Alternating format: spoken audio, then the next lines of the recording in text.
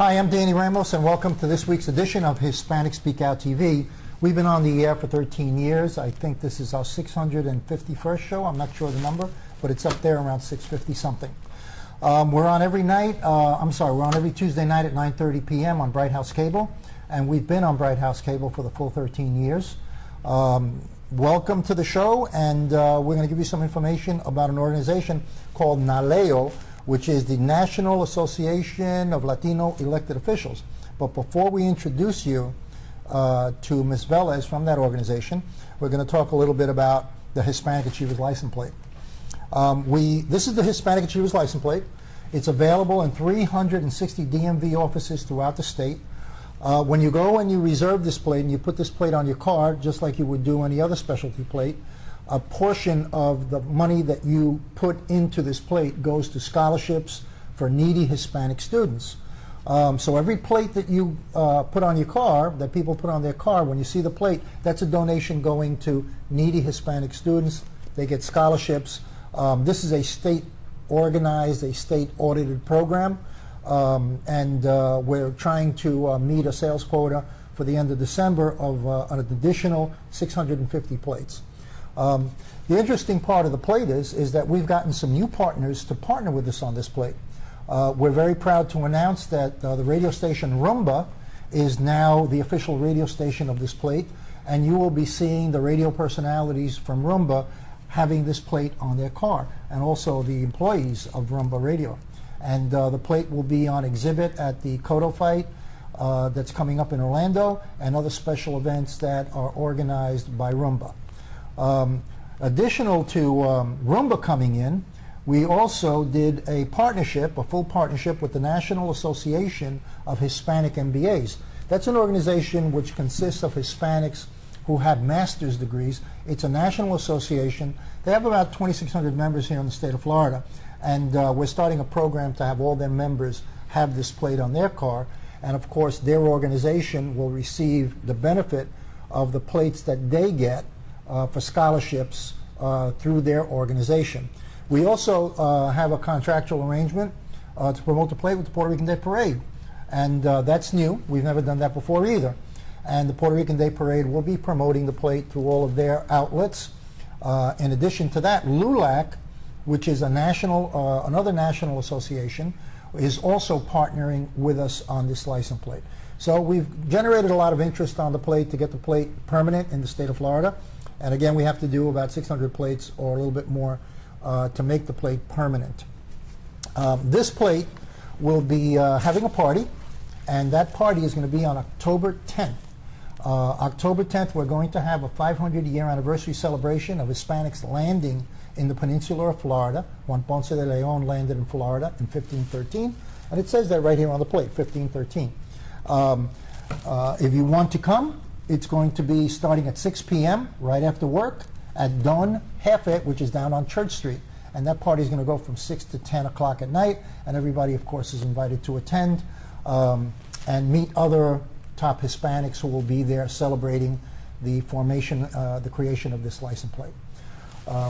And then also on October 31st, we are going to have the Diversity Career Fair, which is going to be held at the Florida Mall at the Florida Hotel, where major corporations will be offering jobs to anyone who wants a job. They can come down and they can meet recruiters right on the spot, and they can apply for jobs, or they can get the business cards and apply for jobs at a later date. But these companies will be there waiting for people who are looking for jobs on October 31st. The job fair starts at 12 o'clock. It runs to 3:30 in the afternoon.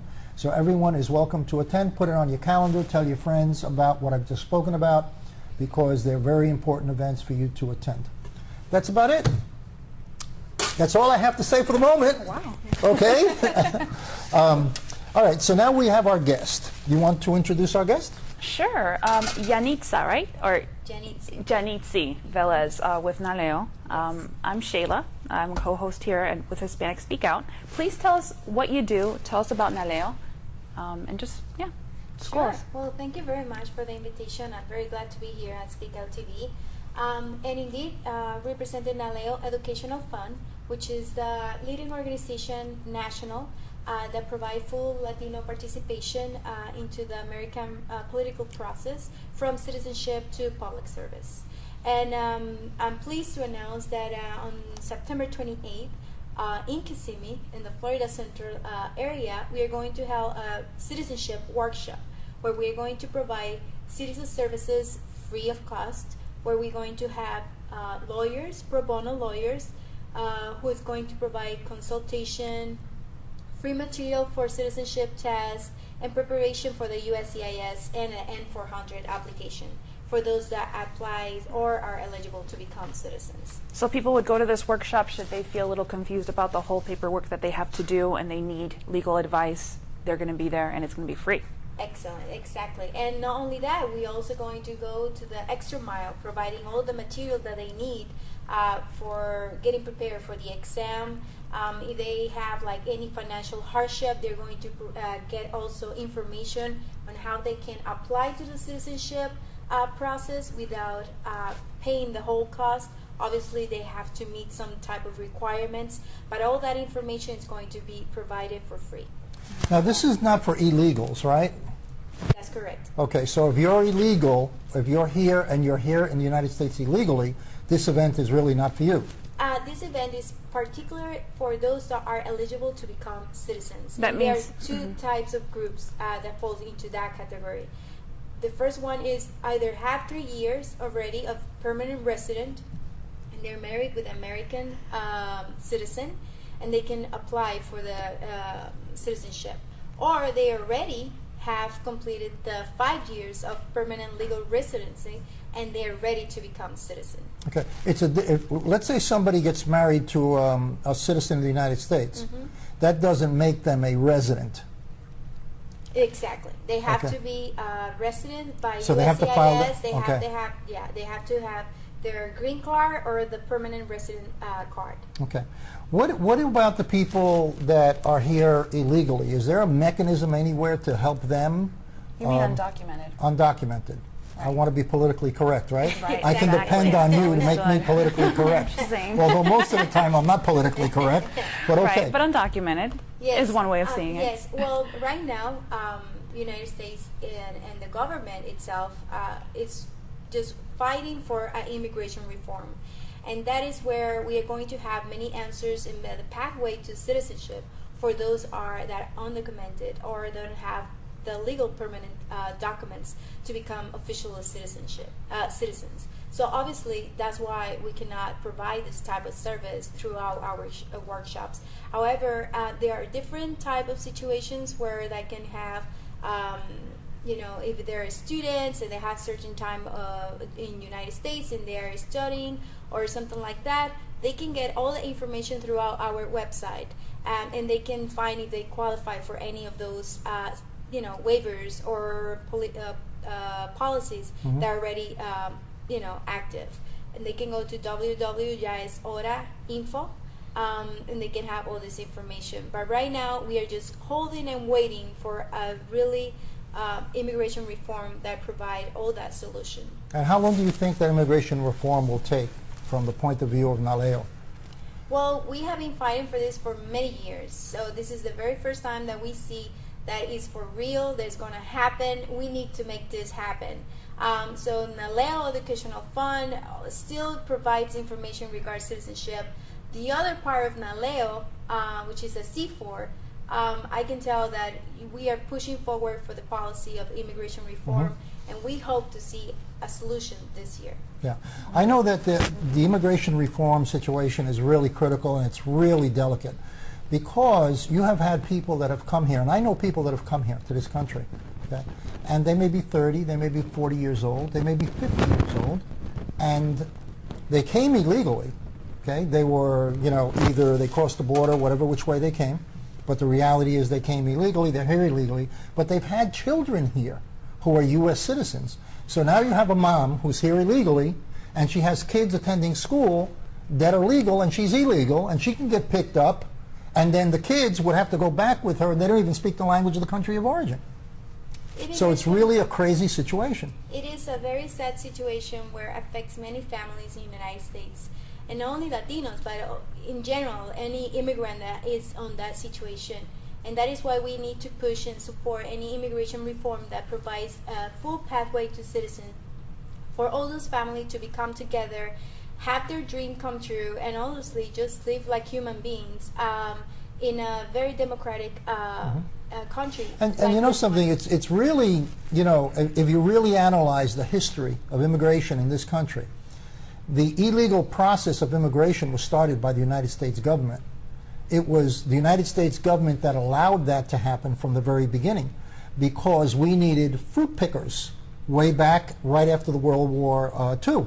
And that was part of the Bracero program. And they allowed people to go back and forth across the border, and some of them stayed longer and some of them went back. But it started that way. It was actually encouraged by the United States government because we were going through the Industrial Revolution, and they actually encouraged people to come from Mexico and pick fruit, and then they didn't push them to go back. They didn't limit them to go back.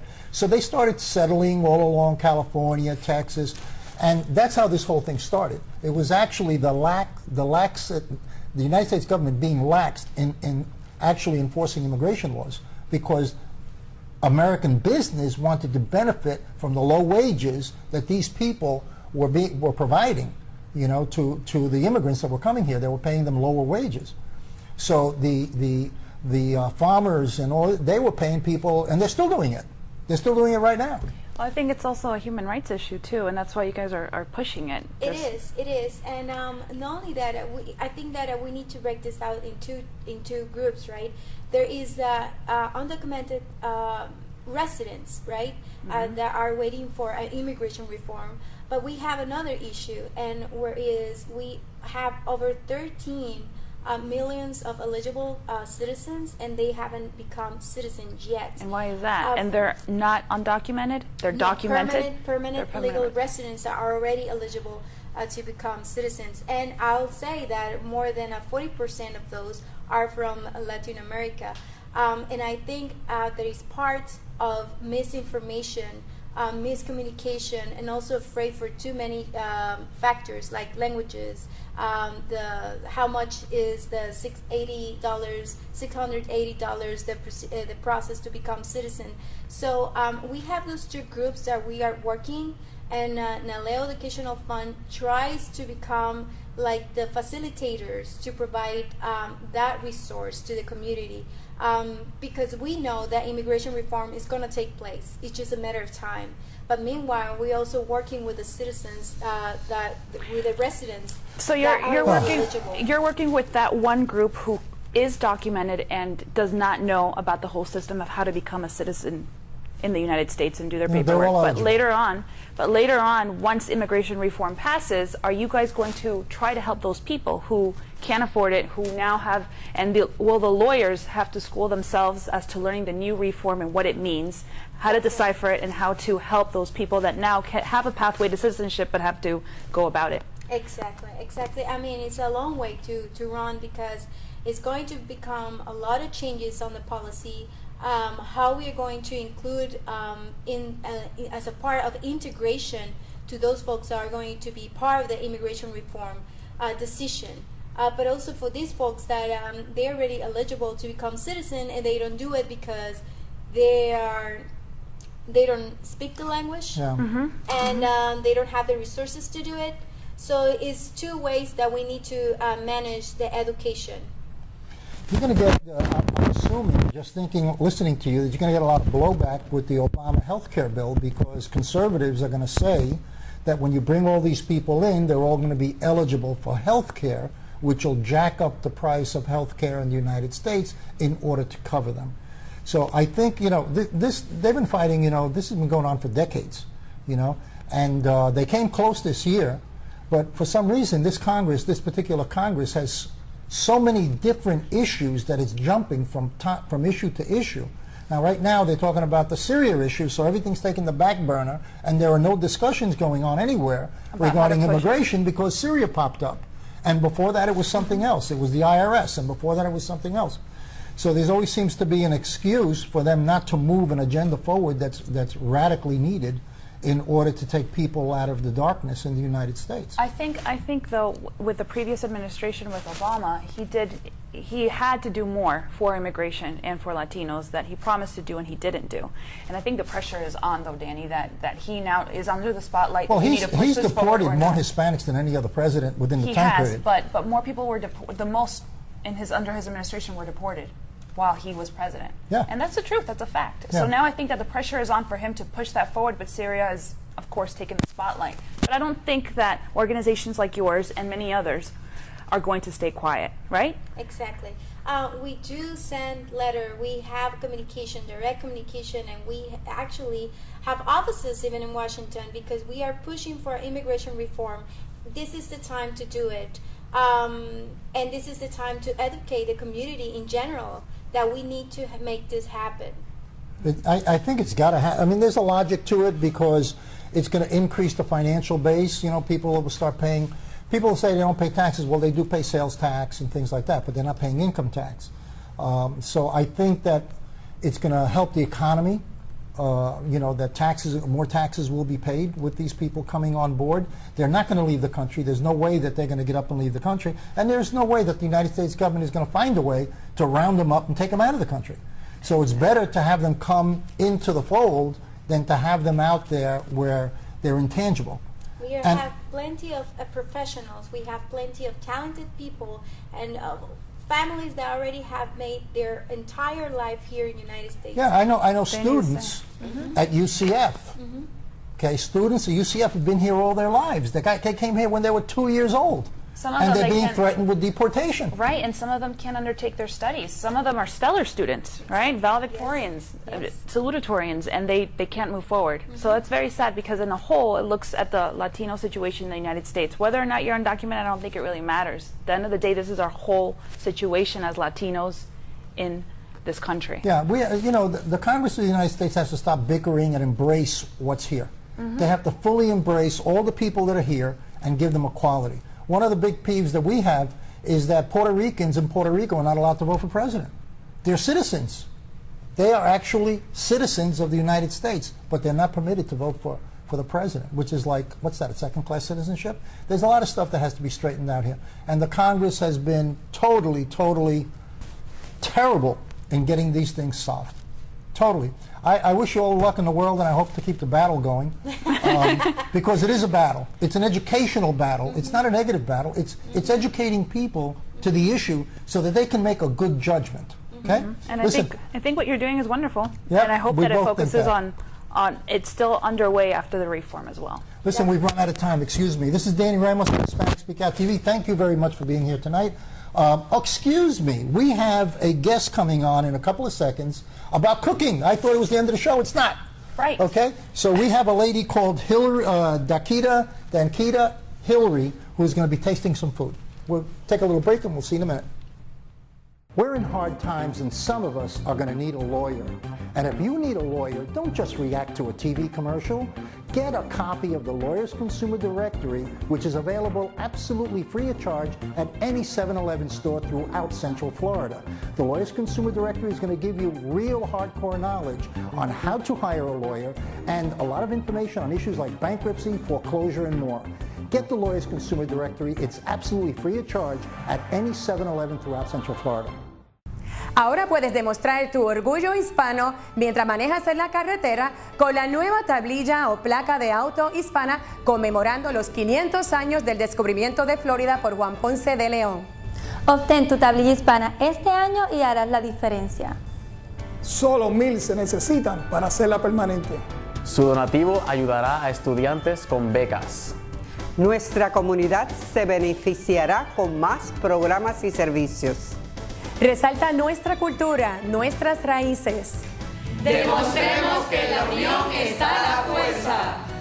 Obtén tu tablilla hispana en el Departamento de Vehículos de Motor más cercano o llama hoy al 321-277-0850.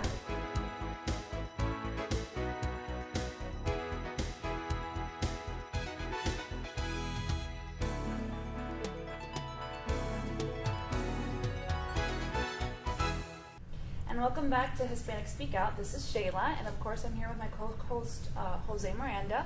And we have a guest today in our new segment, which is a cooking segment. Her name is Danica Hillary, correct? Yes, absolutely. Awesome. And we're here to have you on the show to show us what you can cook, right? You're our very first. Yes. And I know that your company is called Southern Epicure, correct? Yes, absolutely. Wonderful. So tell me a little bit about what you do. Well, I'm a food and travel blogger, and I just have a passion for food and travel, obviously. So I just wanted to share that with the world. I have kind of a natural talent for cooking, and I love it. And I brought you some Southern food today, grits and shrimp with bacon on top. So I hope you enjoy. And you actually brought us a plate, so we're going to be trying this. But tell us, you said grits? Yes, grits. And bacon. Exactly. Nice. And a little sausage in there too. We want to give the audience a little peek at what this might look like. How long did this take to make? Okay, it only takes about 15, 20 minutes. Nice. And tell me, do I usually have this for lunch? Grits is usually associated with something I'd have at breakfast? Exactly, breakfast. But with this, you put a gravy on top and it instantly becomes dinner. So that's true. That's true. Yeah, you can have it for breakfast, lunch, or dinner. How does your cooking help those that have diabetic needs and stuff like that? Especially it does not help at all. My Southern cooking, it does not help at all. But you can tone it down because my grandmother did have diabetes, and so what I would do is leave out most of the cheese, or maybe put like a light cheese on there. And also, is there cheese in this mixture? Yes, there is cheese in there. Okay. And also the bacon, you can use like a turkey bacon if you want to tone it down a little bit. So you don't have to put everything that I put into this. I made it more Southern, which is more fatty, but you don't have to. Is oil style Southern cooking, or do you go across the board? I actually go across the board because the other part of my passion is travel. So I believe that in order to really appreciate other cultures, you eat their culture as well as learn about it. So I also cook Asian food, I cook Latin food, I cook any type of food, Italian. Do you ever try to intermesh like different cultures and different sorts of styles and do your own thing? I mean, you know, sometimes you say, give me the recipe to a shepherd's pie. Okay, I can do that. But do you ever, innovate and create something yourself? Absolutely. If you're a traveler, I'm assuming you probably do, no? Yes, definitely. I Southernize everything. Okay. So, I just put a Southern twist on everything where there may not be gravy. Traditionally in a dish, I'll put gravy on it, or I'll throw bacon on it because we Southerners, we love our bacon. So I'll put bacon on, almost anything. And or either I'll put it in a gravy and put it on top of grits. Like normally oxtails is one of my favorites. It's one of my signature dishes as well. And I will stew it for a long time and then put that over grits as well. I love oxtail. Yeah. I actually had some this weekend. It was really good. Yeah. Very soft. How long have you been cooking? I've been in the kitchen with my mom and my grandmother ever since I was a little girl. However, myself, I would say the last 20 years. So right here. That's the traditional cooking style. Exactly. Okay. Have you dabbled in the Mediterranean style also? Or is that something that more clashes a little bit with the direction you're going with your Southern cooking? No, it doesn't clash because my cooking style is Southern innately, but it's not the only style that I like to do. So it definitely doesn't clash. It's quite the opposite. I love Mediterranean food, and so if I knew how to cook it, I would. So if I see something on television that I like that's Mediterranean, I'll Southernize it, or either I'll try to get as close to it as possible. I also dabble in Indian food. I love it. Now, besides grits, usually when somebody says Southern food, they think about chicken. Is that traditionally the Southern food? Yeah. Oh, grits is definitely a Southern breakfast. I mean, I know I have a lot of friends from the North, and they traditionally have cream of wheat. Or porridge for breakfast, but grits is definitely the Southern part.